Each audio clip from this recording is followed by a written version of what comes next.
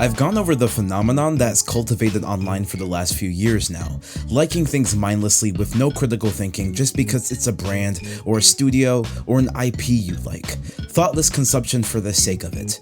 Jujutsu Kaisen and its fanbase are no stranger to this. I've talked about this before. What I haven't talked about is the remedy they've tried to banish this phenomenon with. If you were at all active when the fanbase was, you would be somewhat familiar with the rhetoric that, paraphrasing, would sound something like, well, Jujutsu Kaisen isn't perfect, I actually do have criticism for it. Which is then followed by non-criticisms like, I don't know, Megami is a fraud, the female characters are shallow, or lamenting some sort of non-specific fast pace the series has. Vague critiques that don't really get to the heart of what plagues JJK, and are merely blanket statements made to make themselves feel better for their standumhood. You know this is true because when you come up with actual criticisms for the series, they eat you alive. But this charade of theirs is so important to their persona that they'll actively shit all over, or at least somewhat downplay, the only parts of Jujutsu Kaisen that are good. Good characters like Nanami or Mahito, hell even Yuta, are dismissed as overrated. Slow down periods are made out to be filler, and arcs like, say, Hidden Inventory are made out to be examples of the exact type of writing someone like me criticizes. As in, I say all the things I do about this story, so how come I like an arc like Hidden Inventory if it has all the problems I talk about? Obviously, Geto's descent and Toji's identity is something I would have liked Gege to assess more. However, it would have been very easy and appropriate for Gege to just not even bother with a backstory for the previous generation. Not allow us to feel their anguish, their choices, and why they let things get to the places they get to during Yuji's time. But the fact that this arc exists at all, the fact we get to see kids be kids just for a little bit, the fact we even have a character like Riko that represents so much of the cast's desire for regular human pleasures and not just constant jujutsu monotony, the fact that the tone, at least initially, is so fun, easygoing, and filled with life, like it really feels like a blip of the early 2000s, a tone immediately taken advantage of by the anime, and the fact that this arc acts as a transition into the darker elements of the story, but also acts as a reminder of what we could have been before our autonomy was taken away and we were led to be treated as weapons for the rest of our lives by society and, spoilers, by the story itself. I don't know. It just gives me a sense of satisfaction much of the later story won't bother with. Because just like the chapter right before Hidden Inventory, chapter 64, or that mini baseball game after the Kyoto games, or like the anime exclusive Jujutsu scrolls, this arc shows that these characters are capable of being people, not just chess pieces or cogs in the machine, but machinations of Gege Akutami's soul that he wants us to understand. A story that is so obsessed with avoiding the in-between gives us an arc that, at least in little ways, despite its issues, cherishes them, and for some reason it goes underappreciated. This is the last time in the story moments like these will ever happen. I mean, as character-driven as Shibuya is, its glamour is in its mission statement to replace stillness with hands, but I digress. JJK wants so badly to be a plot-driven story. Like, it's honestly really cute that it tries, but it never fully commits to the idea of an overwhelming force pushing our cast left and right. It wants to execute emotionally resonant plot beats while ignoring the character work that needs to be there to allow these moments to flourish. Though, I suppose in the plot-driven story, that lack of character depth doesn't necessarily need to be a bad thing, but I want to challenge that, because if it really were a plot-driven story like it aspires to be, then the entirety of the story up to now wouldn't have happened. Think about it. Everything from the heroism and morality that comes from the affections of a relative, the debt that comes from being chosen as someone worthy to be saved, us getting acquainted with the time these characters have cherished that is now gone, the claustrophobic nature of sorcery, the idea of being an unfeeling machine for a system, the idea of assimilating to a society that rejects you. I mean, for God's sake, we spent half an episode on Panda. Do you remember the whole Pandas Cry 2 bit that Goso for some reason put his whole map pussy into? Why in this so-called plot-driven story are we attempting to make audiences feel bad for what's essentially a Muppet and probably the only decent dad in anime history? No, because I suddenly remembered that this scene existed, and it's actually the shit I'm talking about. Why are we wasting time on fucking Panda? Why are we wasting time on Miwa and Mechamaru's relationship? God, even Choso gets some attention? Jujutsu Kaisen is so wishy-washy because it ignores important setup for character arcs or even important plot lines, but still expects those arcs and plot lines to hit the same. And in my opinion, it just never really works and is actually detrimental to the series. There is a 3-arc stretch of Jujutsu Kaisen that I absolutely love, and all the way up to Yuji psyching himself up so he can lock in as his new mindset has been decided has all been character driven, and all of that potential, all of that setup that could be explored in a curse-ridden Tokyo that is the consequence of literally the chapters beforehand is handled in an all too quick fight between our main character and a glorified cameo. And well, now it's time for the next saga. What the hell is wrong with this guy? 2 20-minute episodes. Actually, not even, because much of the first half of episode 1 is zenin setup, and the second half of episode 2 is the aftermath of Yuji's fight with Yuta. You couldn't even let emotions that have been building up for arcs and episodes until now sit for like what, more than 15 minutes? And that's with added anime spectacle. In the manga, Yuji's mini execution arc feels even shorter. I'd argue the spectacle makes it worse. I mean, look at the way these characters are moving. Look at the size and the number of these curses. Look at how the camera pans out to showcase the curse-ridden city. The curse-ridden city that is less like a tragic consequence of collateral damage and more like a playground for Yuji to play in. The anime makes you expect this solo outing to be more than what it actually is, because surely something this inconsequential wouldn't be this over-animated, right? That's a common theme with this season's animation, by the way, even if it's absolutely stunning. Moments that move too quickly in the manga are made worse because the over-animated nature of it all makes you think the moment should linger or last longer. But you know what? I'm getting ahead of myself. And the thing is, whatever, right? Like, who cares? If this was nothing more than the transition arc and the rest of the story will take advantage of the godly stretch we just went through, whatever, but it doesn't. See, this third season of Jujutsu Kaisen is what we like to call a postmodern slop festival. And now that certain things are finally animated, let me tell you why.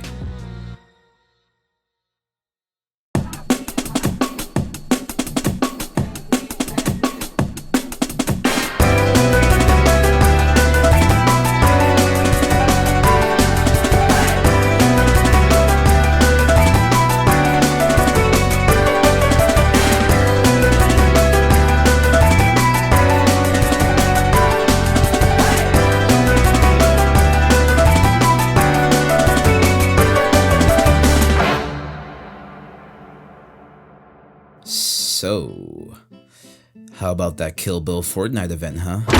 Konnichiwa! I briefly touched on this in the prior parts, but that Goodwill arc, oh boy. It set up a few arcs in typical shonen festival fashion. Only problem is, instead of intricate subplots weaved throughout the entire story until they reach their breaking point, they're concluded the next time we see each character. Except Todo. It's hard to be an underwritten character when you're just an aura man and a mouthpiece. The rest of the Kyoto kids need a little bit of further examination. Mekumaru f***ing dies the next time we see him, and then becomes a plot device. No, literally. He literally becomes a device. What is it? Ex-Mechana? Ex-Mechamaruna? Someone smarter than me will make that funny. As for Momo, Kamo, and Mai, well, they're a bit more of an interesting case. See, their character arcs have to do with world building. One of the main themes of Jujutsu Kaisen is the question of what kind of mask does a person need to put on for the sake of their bloodlines.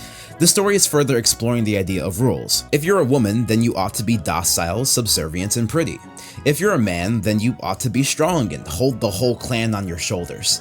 Whether through your technique or duties, you need to be of service to something. That's where your value lies. We saw that with Toji. Glorified because of his physical capabilities, cast aside because of his lack of cursed energy. It's just how it is. The amount of time I took to explain that is longer than the amount of time the story takes to explore that. And again, we're attempting to be plot driven, because if everything is of service to the plot, then the clans really don't matter. We don't need to see their ecosystem, learn about them and their contributions to the overall Japanese society at large. Hell, we don't even need to see most of their faces. Do you want to know any more about the people who literally raised the strongest sorcerer ever? Second strongest sorcerer ever? Well, you're out of luck. Here's the most basic of details you need to learn so we can get the cast from point A to point B. Now leave me the f alone. But you feel it, right? The sensitivity of these topics, especially when exploring patriarchy. The irony of that commentary when the women are fridged and do nothing for the story. The flashbacks, the monologues, voiceovers. There's this touchy-feeliness that Gege is trying to surmise with these characters. Lonely, used, probably degraded, we don't know, but Mai was alone. Maybe Maki's strive to rise above her clan was noble, but it sacrificed the safety and companionship the twins had in each other. Even still, that same sister knows her role and is okay with giving her life so that Maki can carry out her goal. But you see, there are things missing, right? How did Mai come to that emotional conclusion for herself in her final moments? Did she know she was gonna die on her way to get some stupid supplies? How does she even know she was limiting the amount of potential within Maki? Do we even know if this is forgiveness on Maki's abandonment, or just another character in the series accepting they can be nothing more than a literal tool? Like, a literal tool. We know nothing about the Zenin clan. Not enough for any of this to hit home. We don't know much about Mai. Maki's massacre doesn't even hit home because she's killing literal mobs, not characters that we have learned to deem our enemy. Like, Jesus, say what you will about Kill Bill's pacing, but at the very least, I knew enough about O-Ren for her death to be tragic. I just met Naya 2 episodes ago. Revenge stories only really hit if we're acquainted with those who are at the receiving end of them. Sure, this doesn't always have to be the case, but if you're trying to be as intricate as I think JJK was with the themes the Zenin clan as a unit bring to the story, yeah, further context is more than necessary. The story comes to a halt and decides to be needlessly wordy over what is essentially the world's deadliest game of tag, but it can't spend 5 minutes on why a cast member decided to die for her sister? God, the characters in this story suck balls! And we're only on episode 4! People like to pretend Jujutsu Kaisen is way more feminist and progressive than its brothers and sisters, and I guess they're right if by more woke you mean not giving a shit as opposed to killing them or telling them to shut up about trivial things like human rights, then sure, but I hope you realize that's not a high bar to clear. Isn't it just as objectifying to be used as nothing more than a concept or a parallel or nothing more than an idea? Especially when you're in a story that calls attention to that marginalization? It really doesn't matter either. Whether you're someone like Maki on the complete left side of the spectrum that hates conservatives so much she kills them alongside the women and children, or someone like Karara who's literally queer and femme-presenting, or someone on the right like Remy who's essentially cosplaying as a trad wife, or Momo who recognizes the societal flaws but just thinks it's easier to go along with them. None of y'all are getting proper character. Your apparent boyfriend later on in the story seemingly forgets about you. And believe me, anime-onlys are about to learn exactly what Jujutsu Kaisen thinks of women with strength and opinions, as if the last time this happened wasn't clear enough. God, why did Gege bother? Why are we wasting time on character arcs he clearly doesn't want to give his full attention? Why are we so hell-bent on trying to feign profoundness when we simply don't make time for it? Why is Hikari voiced by Ben 10?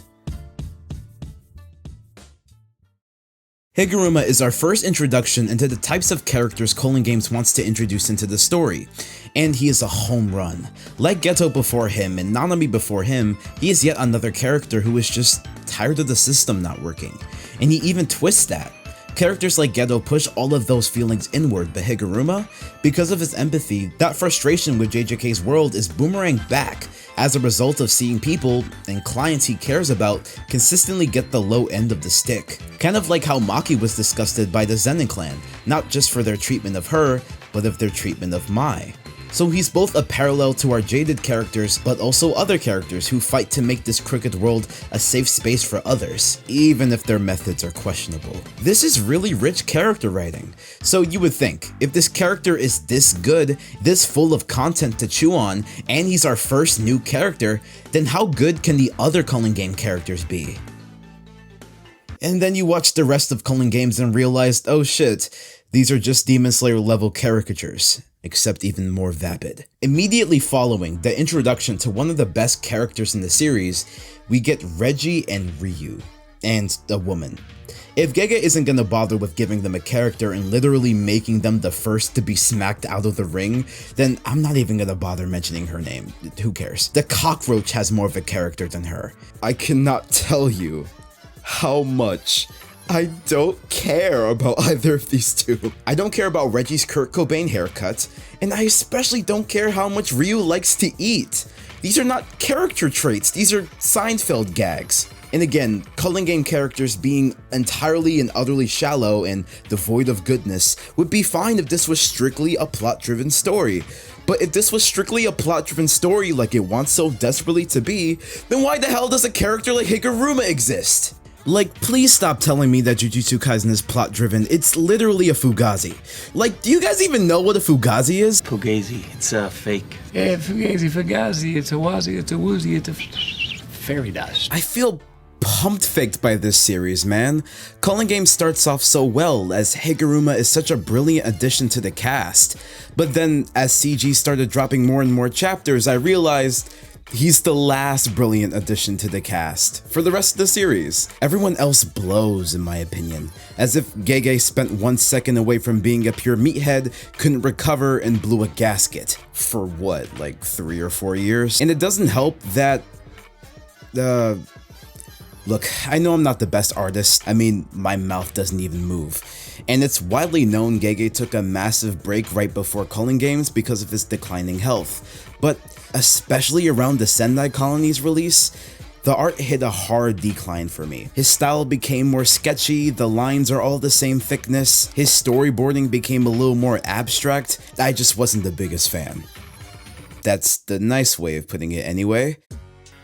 Like, I'm all for having fun or whatever the f I'm supposed to be doing during Culling Games, but I thought Jujutsu Kaisen was supposed to be more than that. I thought it was an alternative to the more simplistic baby shonen, and was supposed to pour all of its efforts into themes and subject matter that no one else on Earth other than Gege could weave in the way he does. Why is this suddenly a World Star fight compilation? Jesus, do you kids even know what World Star is? Look, bottom line, stop baiting deepness with characters like Higuruma. Stop cosplaying profoundness with Maki's bird or plant symbolism or whatever. If you want to have an arc that is solely dependent on its rawness, an arc where you just get to have fun with the power system you made, then just focus all of your energy on that. Go plus ultra. Literally, Gege, no one is stopping you. Oh God, please somebody stop him.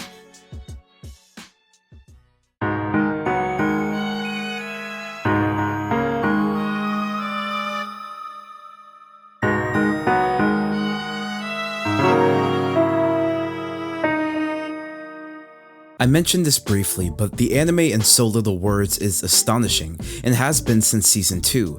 Anime as of late has become more and more expressive, allowing the voices of individual animators to truly shine, and while the industry itself is still as unethical as it's always been, we're way past the need for some weekly production cycle to still be a mainstay. That's the funny part. Filler, terrible pacing, inconsistent quality were all hallmarks of an archaic time in the industry where not only did content have to maintain the attention of audiences, but it had to do that while making sure not to overtake their source material.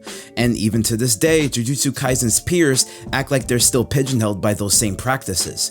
I know people get up in arms when comparing something like, say, My Hero Academia to anything from Mappa's catalog, especially again because of their drastically different work cultures. But even when under seasonal scheduling, MHA's anime in its latter half is terrible at prioritization, consistently falling short or doing the bare minimum where it mattered most, and it wasn't until it locked in during its finale where anime onlys finally gave it the reputation it deserved years ago when the story was still good. Yes, Mappa animators are treated terribly, even if there are rumors that season 3's production was way smoother this time around.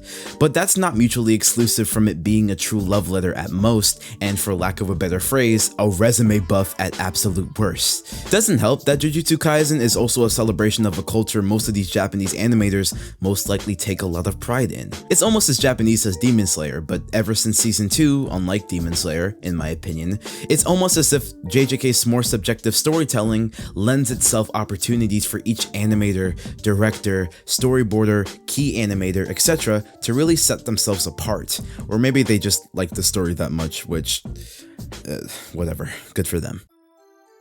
However, it's because the anime looks so good that Season 3 almost highlights all of JJK's flaws. Unlike Season 2, where the high-quality adaptation works for the bombastic and eccentric writing style of Shibuya and the meticulous dreamlike aura of Hidden Inventory, it's as if the show is treating every moment like a big one in Season 3, each scene like they're series-defining conflicts. I'm convinced if Gege wrote a chapter about Megami tripping on a banana peel and dying on his way to Whole Foods, it would be animated like Spider-Verse. But is that really a good thing? Highlighting moments, chapters, scenes, and even arcs that not only in my eyes fail at their purpose, but even moments that in the grand scheme of the manga don't really matter? I mean, don't get me wrong, I'm not ungrateful, it's just that when you animate and direct every single facet of a series as if it's the pinnacle of a story's climax, you build up expectation that this has to go somewhere. At least if I'm putting myself in the shoes of an anime only, or even a manga reader that expected content expansion. And in Jujutsu Kaisen Season 3's case, most of these moments don't go anywhere. Yuji's execution arc is over before it begins, Kirara will never be important to the story again, and neither will the Fight Club in general, and anime-only audiences were too distracted by the subtitles to even really appreciate how the culling game rules looked. I know, but we're spoiled. We manga nerds actually get a good anime and don't know what to do with ourselves. And I'm not siding with those who are complaining about nitpicks about small adaptational inaccuracies. But don't be fooled by the masterful display of passion and talent given to this adaptation.